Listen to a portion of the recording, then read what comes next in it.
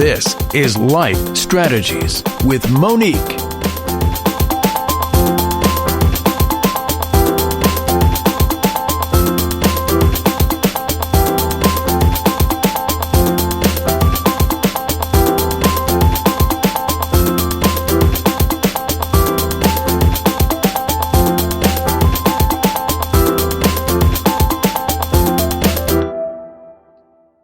Well, hello, everyone, and welcome to another episode of Life Strategies with Monique. I'm your host, Monique Petaway, and I have with me a very special guest by the name of E. Michelle Mickens. Michelle, better known as E, is the CEO of Live for Change, LLC, which is a Christian-based global strategic leadership development consultancy that brings transformational change in the lives of leaders and their organization. Dr. Mickens uses a holistic approach to serve leaders through the tools that help identify gaps in leadership development processes and create leadership and organizational development solutions. Hello, E. Welcome to the show. Hello, Miss Monique. How are you? I am good. I'm glad you stepped and showed up here today. I'm so glad and honored to be a guest on your show. Well, awesome. So E, and I know that is your name. Your name is E, but you can elaborate a little bit more on that. I'm going to turn it over to you and allow you to go ahead and introduce yourself and tell my listeners a little bit about you and your background. Okay, not a problem. So yes, E period. It stands for or signifies everyone on my mother's side of the family. So just to share a little bit, I am the firstborn child and the firstborn grandchild. And everyone on my mother's side of the family wanted to have some input in who I'm supposed to be. And there are a lot of E names on my mother's side of the family. And my mother said, you know what? All those names are not going to fit on the birth certificate. So, period. It stands for everyone. Everyone. Yes. And my father, he wanted me to be Michelle. So he was like, can I have a say? And so that's where the first name, no middle, E period Michelle Mickens. So just to give you a little taste about that. But more importantly, again, it's just an honor to be able to share a little bit about what Live for Change does and why Live for Change even came about. And as you said earlier, we are a global strategic leadership development consultancy. And the whole purpose came about, the whole point of doing and starting Live for Change came about as a means or an answer to help fill and identify gaps in leadership. One of the things that I noticed when I was starting over 20 years ago, leading a nonprofit organization, I noticed that, and you hear this all the time, and it's not really a cliche when you start living it out, that it's lonely at the top. Mm-hmm. And it really is. And depending on, at least from my experience, where you serve as a leader, developing trust was one of the biggest challenges when it came to peers and working with peers. And so I saw a need for leaders to be able to turn to their, someone else that's doing something similar or, someone in their industry, someone that they could trust to open up and share some of their challenges and problems. Because what began to happen is you had a lot of people operating in silos and suffering alone. And little did they realize was how much of it was actually bleeding through into their organization. Because, everything starts with the head and it just filters through the body, right? Mm-hmm. And so one of the things that I felt was necessary when the Lord helped me to start Live for Change, because we're only celebrating 3 years, but it was how do you start bridging those gaps and developing programs that's designed for coaching one-on-one and small groups. So that's been my main focus. So when you say you help leaders, is your focus mainly the leader in the organization itself? Or is it the whole organization itself? Because I know as a leader, as you say, leaders can feel like they're lonely at the top and they're struggling. So what does your training involve when we talk about developing the leadership in your business? Excellent question. So I do both. I definitely provide opportunities for one-on-one consulting, and then I also do the group coaching.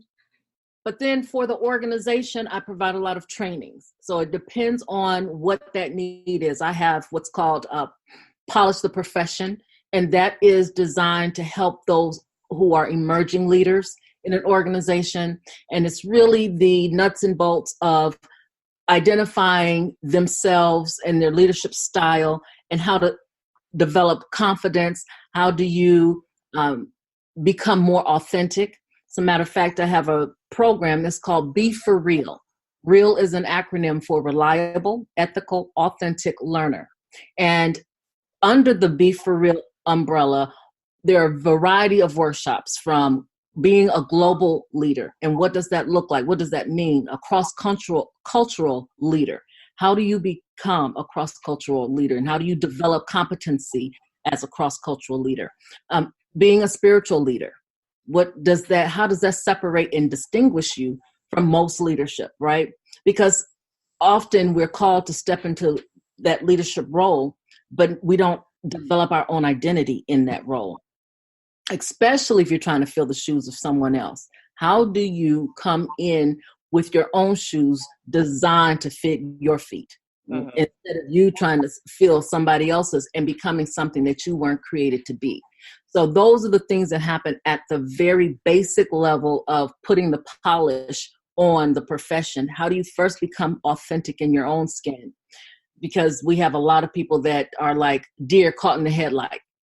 They are thrust into a position because they have these incredible skills and talents, but just because you have that doesn't mean that makes you a good leader. So those are the things. How do you become an effective leader? How do you communicate well as a leader? So those are some of the basic things. But then again, it graduates to corporate social responsibility, cross-cultural leadership, global leadership, those other more industry-specific types of leadership desires and needs. So I do a variety of training. Wow. And that's a mouthful. Everything that you've said is a mouthful when you talk about leadership. So in your industry, when you're training and you're helping leaders become those emerging leaders that they want to become, what do you find to be the biggest struggle for them? I love that question. With women, the biggest struggle is confidence. That's the number one thing that comes across, confidence. When I'm working with executive leaders, they're across the board, dealing with change is their biggest, but confidence is one of the top three. So we're talking change within the organization, culture change. That's been the number one challenge among executive leaders. Communication is number two. Wow. Then confidence. And confidence is found among women. The male leaders, their biggest issue is communication. Confidence doesn't come up at all.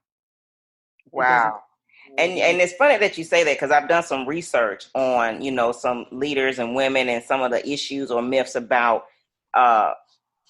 change or confidence, and those were the two words that came up. Well, and what actually what it was finding or wanting to ask for promotion. Women won't ask for promotions because of lack of confidence, based on either they don't feel like they qualify, but men, on the other hand, they don't care if they don't qualify. They're going to apply for the job. So the main thing they were saying is women lack confidence when it comes to asking for a particular role. They won't do it because they don't feel like they qualify. So I thought that was quite interesting, that is the same issue or underlying problem that people find in the industry of still wanting to be a leader. So that's quite interesting and enlightening to know. It really is. I actually got a statistic yesterday that stuck with me. I do mentoring as well, and I was in a meeting, and one of the young ladies who actually mentor was sharing that 61% of women who go into like, they step into a leadership role, 61% wait until, 61% of the percentage of men will wait before they decide to ask for a raise or before they try to get promoted. Only 61%, whereas 100% of the women, they want everything to be perfect before they think that they're in a position to ask for a promotion or negotiate for a higher salary. 100%. They feel like they have to be perfect, whatever that number really means. Men are like, hey. Yeah. Look, all the I's dotted, all your T's crossed, everything has to be perfect before a woman will acknowledge and say, okay, now I'm ready for this role. That's it. That's exactly that is so interesting. It is. It is. And it's very challenging to break that barrier because I know you've heard of the term, the imposter syndrome. That imposter. You feel like, you mentioned it, alluded to it earlier. You just feel like I'm not qualified, or worse, I don't deserve it. Mm-hmm. You really do have all of the bells and whistles, all the characteristics that are necessary to excel well. It's all tied to that confidence. Everything comes all the way back down to confidence. And so helping women identify their strengths, their weaknesses, the threats that they have, the SWOT analysis. I take them through, and not just women, but I take the leader who is dealing with that self-esteem issue and building confidence. I have them do the SWOT analysis on themselves. We do it with organizations all the time. And when I build, and help organizations create strategic plans, one of the things that we do is the SWOT analysis. But I also have individuals do it on themselves because it just gives them a whole different perspective of what's real and what's not real. And because sometimes we perceive ourselves to be weak in areas where that's not really relevant, we'll hold ourselves hostage because we may not be able to do, for example, math well. I'm like, if you have a calculator and know how to hit the buttons, then you don't have to rely on a weakness that really can be fixed, can be eliminated as a weakness. So that sometimes we harp on the things that we say, oh, this is going to hinder me, this is going to hold me back. And like we said earlier, men don't look at that at all. Like, I got a calculator. What else? What you got? So yeah, that's one of the things that I do. I encourage women, use your tools and pay attention to what you already have and build on that instead of looking at what you don't have and beat yourself up about it. Mm-hmm. So what are some of the changes that you've seen? Because you've been in this industry for, over 20 years now? What are some of the changes that you've seen when it comes to leadership over the years? The good part is we're seeing more women in these positions, in leadership positions. So that's always a major plus. The negative side to it is how long they last in these positions. Actually, it's also in the for-profit world. I was going to say in the nonprofit world, you see a high turnover, but actually you're seeing even in the C-suites, if the women aren't truly being promoted, they are stepping away.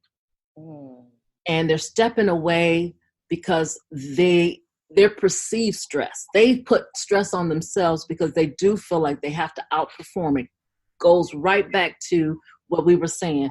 When you don't have that confidence and give yourself permission to fail and learn from the failure, when you hold yourself to this high standard, it's very difficult to maintain once you're there.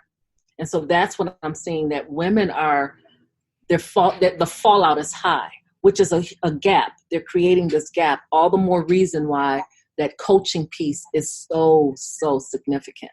That helps bring things back into balance.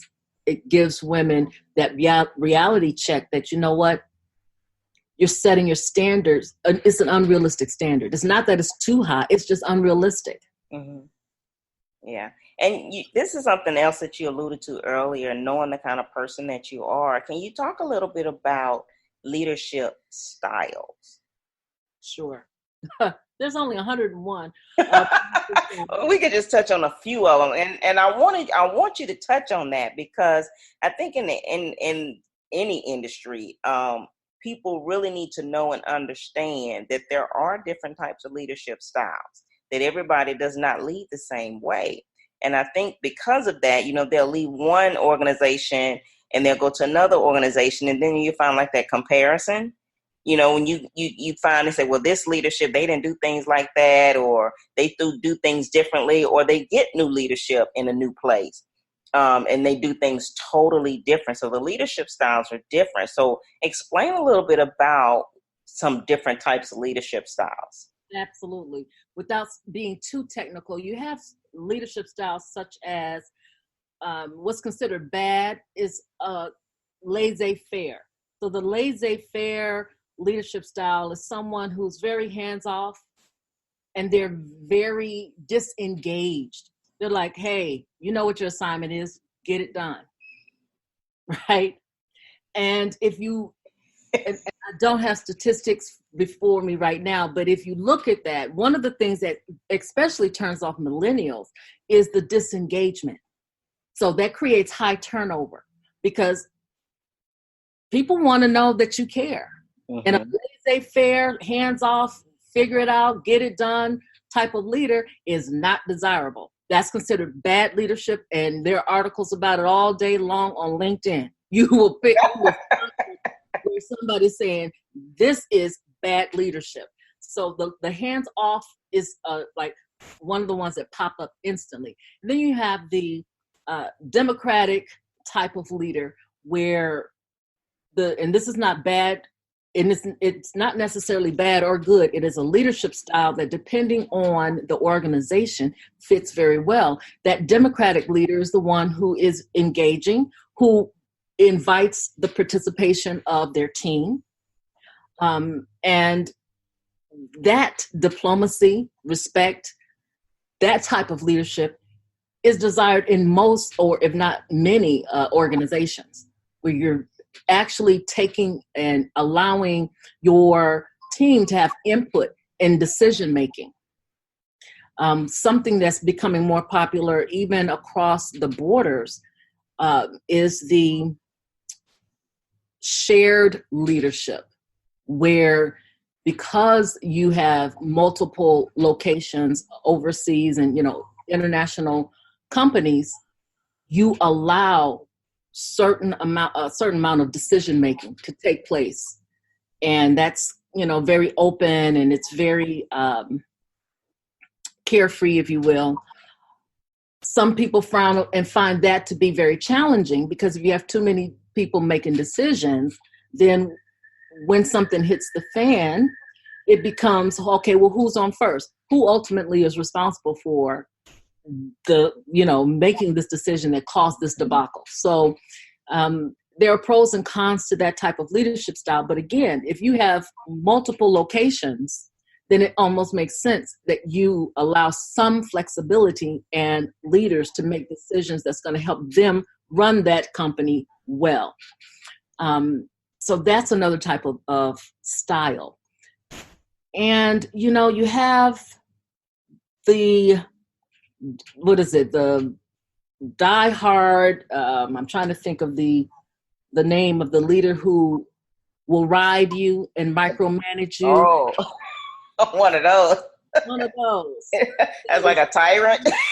Tyrant. That's very good. The tyrant. Because that's the one who may cuss you out, does not really care about anything beyond the bottom line. They are more focused on the bottom line. They really don't engage at all. Their boss. And, that term being a boss, I kind of stay clear of, because it can be a very negative, right? It can be a very negative connotation attached to that. So that tyrant type of leadership is dominating. And especially that can be found a lot when it's your baby. I'm the founder. I'm the one that started this. Things got to be done a certain type of way. And it leaves very little room for innovation, creativity, and you have people working for you out of fear. So that works, but it's not effective. It's not effective leadership. So we find that tyrannical type of leader, and then we find the one that's real hands off. Those are two extremes that most good talent stay clear of.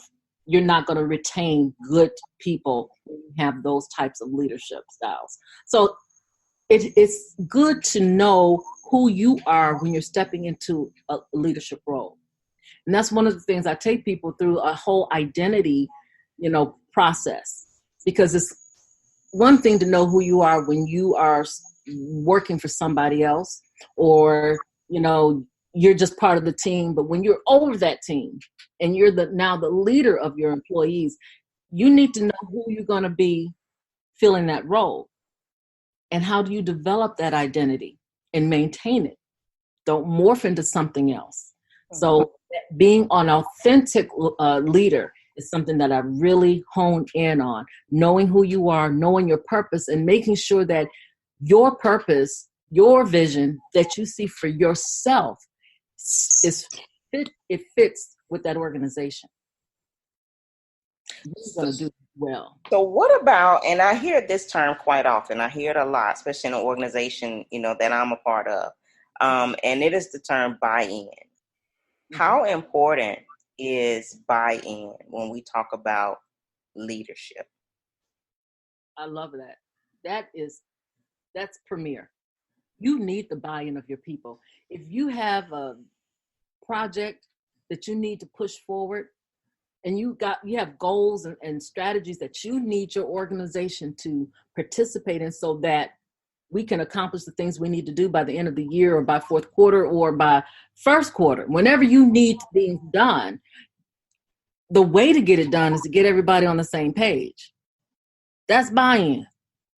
You do not need people on your team that says y'all can do it any way you want, but I'm going to do it the way I know works for me. They're not buying in. They're thinking about themselves. And that exists all the time.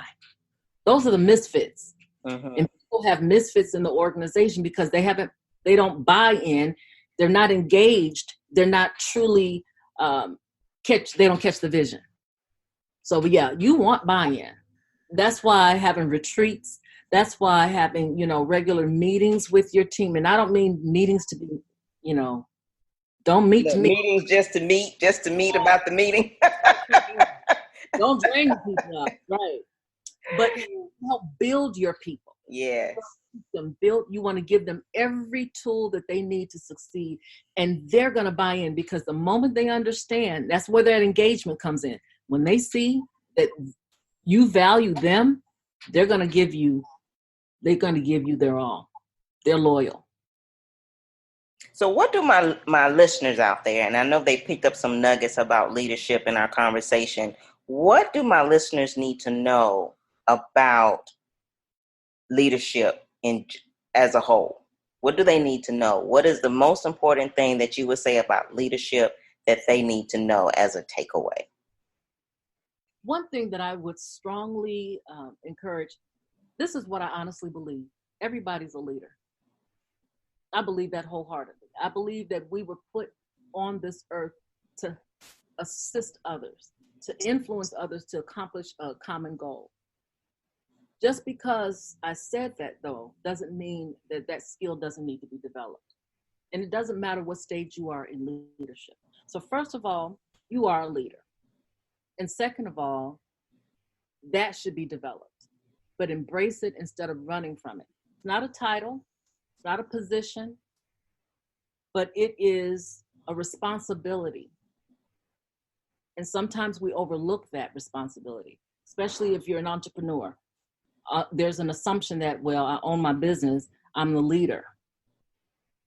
Yes and no. If that hasn't been developed and you don't know how to lead, then you have this incredible opportunity that can easily be morphed into just being that, as we stated before, that tyrant or that bossy person that no one really wants to fool with.